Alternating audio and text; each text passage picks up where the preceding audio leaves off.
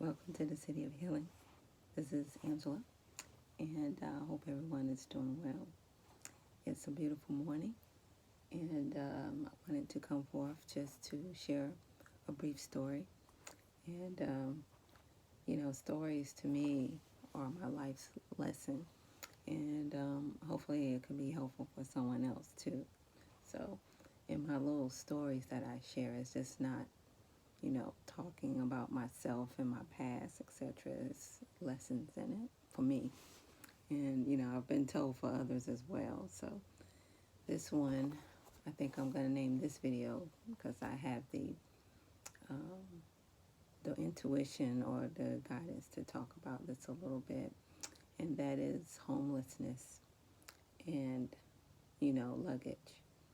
And basically, first of all, I've never been homeless, even though, we've had some hard times, but I've never been homeless. And I've talked to a lot of people that have lived on the streets or were homeless.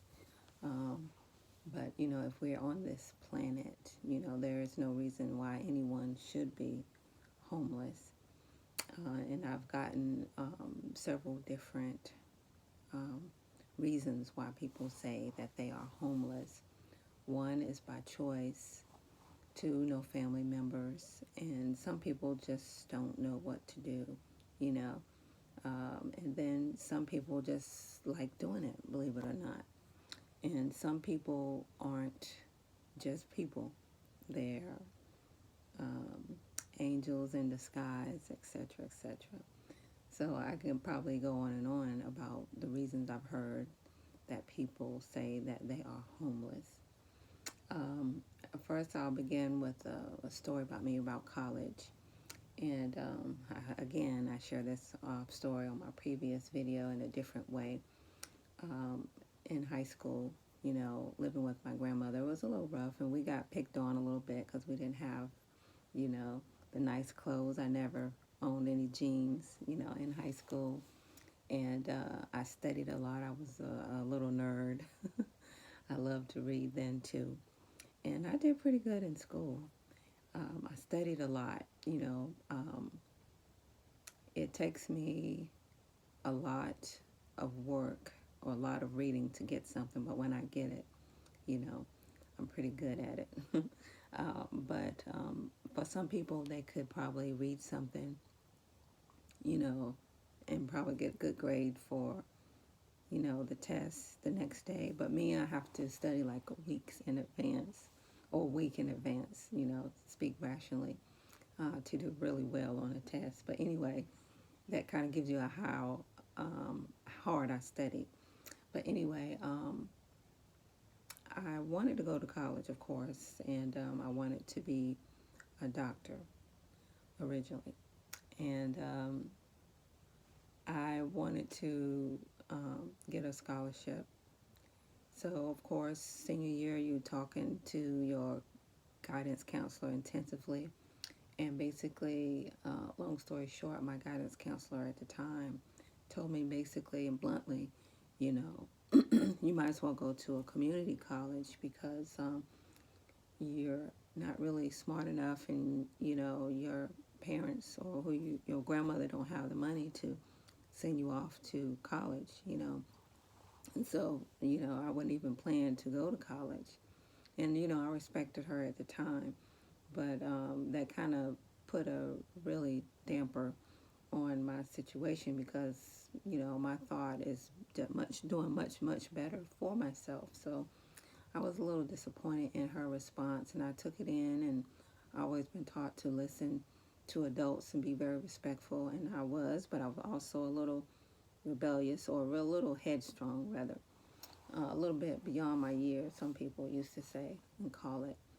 So I listened to what she said, and I agreed. I didn't agree with it, but I accepted it, but I didn't agree with it. So on the way out, I picked up one brochure to a college. And so I read that, and I was like, well, I can't go to college. And I had this bright idea. I said, I'm going to write the chancellor of this college. So I did, and this is back in 1987. So I wrote this letter, and I explained my situation, what I wanted to do, and why I wanted to do it, and my commitment, to that university. So, I sent it off, and I waited and waited and waited, and I told my uncles and my grandma about the situation, about me not going to college, and I didn't know what I was going to do. Basically, my grandmother was like, don't give up, and this, that, and the other, and I was pretty discouraged and didn't hear anything. Day of graduation come, I basically forget about it, not still knowing what I'm going to do. But I'm in the line of graduation, and my uncle is running up to me. Angie, you got accepted into a college. I was like, huh? What? He said, you got accepted to a college.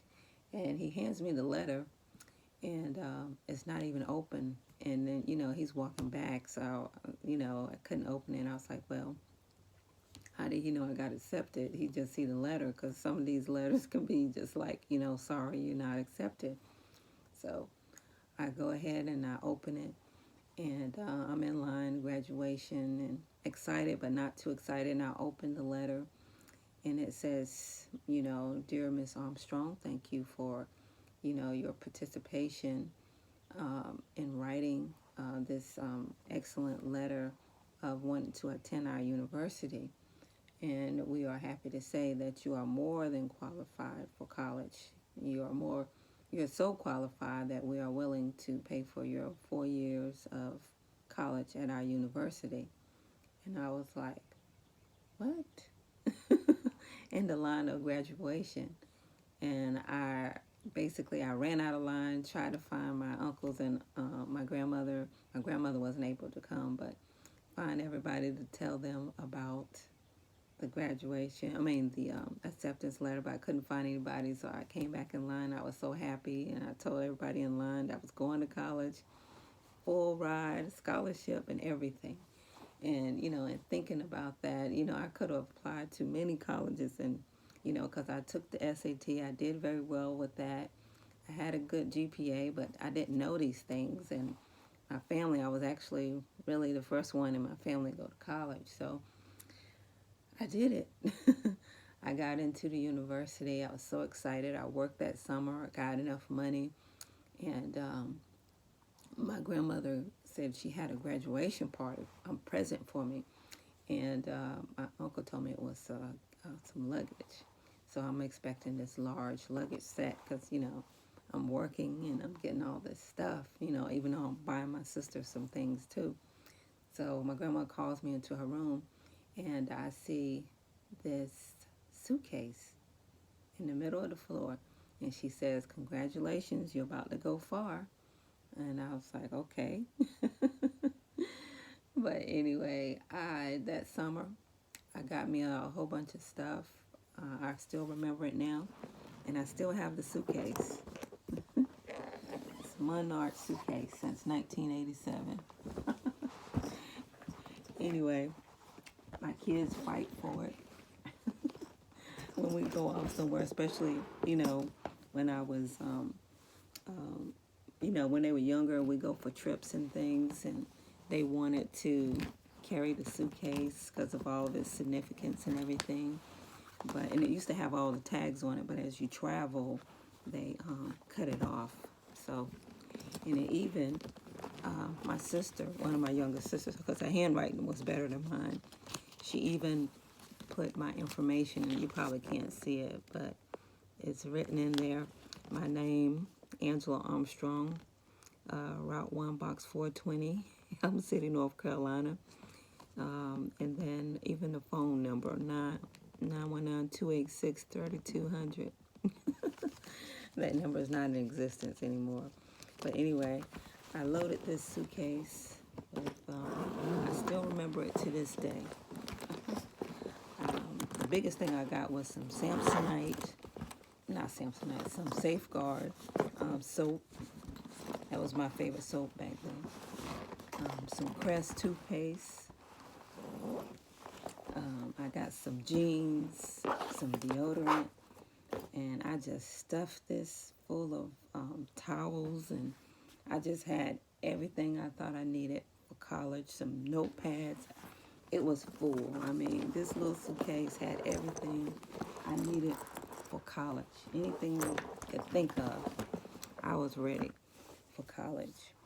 I had to take the Greyhound, you know, to college. And I get there to the university, and I see all of these students going into their rooms, and they have all of these suitcases and refrigerators and microwaves and sheets and blankets and stuff I did not have. I was like, oh my goodness.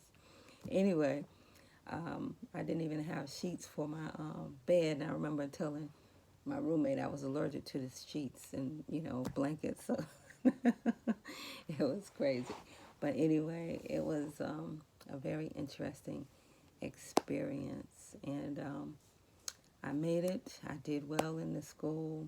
I graduated and went on to many other colleges. You know, despite what my guidance counselor at my high school told me. Anyway, I always like telling that story. My kids know it. They probably can tell you more in detail information about it. But that suitcase has been with me forever and ever. And I always tell people, no, I've never been homeless. I came to Durham back in, well, I don't remember. I have to think about it, but quite some years, more than 25 years ago. And I've been here, and I've met a lot of good people. And when I was having hard times, stayed with them. But I've met also a lot of homeless people here in Durham. Even when I was in nursing school, I rode the bus with different people that said they didn't have anywhere to stay, or stayed in a homeless shelter, and I befriended them, rode the bus with them because I didn't have transportation. And one instance during one of my clinicals, I had to go to Butner for a psychiatry rotation, and I got there, and there were a lot of familiar people, and I had to tell my clinical instructor, I can't be here because I know these people because they're like family. And she said it was fine. So I changed clinical rotations. And when I did see them again, they was like, we're glad that you left that place because we think that the people that came with you are still there, and we don't think they're getting out anytime soon. In other words, they were thinking that they were patients as well. But I've met and talked with, like I said, a lot of homeless people for various reasons, and I've helped some homeless people out as well, as far as buying a meal, giving money. I always consider myself empathetic as far as what would I like someone to do for me if I was. And my grandmother taught me a very good and strong lesson. What I'll conclude with is one day we were going into a bus station, and I was doing what teenagers do, not paying attention, just focus on what I want to focus on. But we going into the door, and I let the door close in behind me. And my grandmother stopped me right in my tracks, and she said, there was a man behind you, and you let the door close in on his face. That's very disrespectful. She told me that in front of a lot of people. She said, you never know who's behind you. You don't know who he is. He might look like a homeless man, but that man is not just any man. So what I want you to do is apologize and open that door for that man. And so that's what I did. And until this day, I don't consider someone that's homeless just homeless, because you never know who they really, really are. And that man thanked my grandmother. And like I said, to this day, I always look in behind me 99% of the time, and hold the door open for who's behind me, because you never know who that person is, who you can be closing the door on. And if I see you coming, I'm going to hold the door open for you. Anyway, that's all I wanted to share for now. And didn't want to make it too long. A lot more I could add to it, and a lot more I'll share in other videos, of course. Anyway, I hope that you all have a wonderful day. Thanks for visiting the city. Take care. Namaste.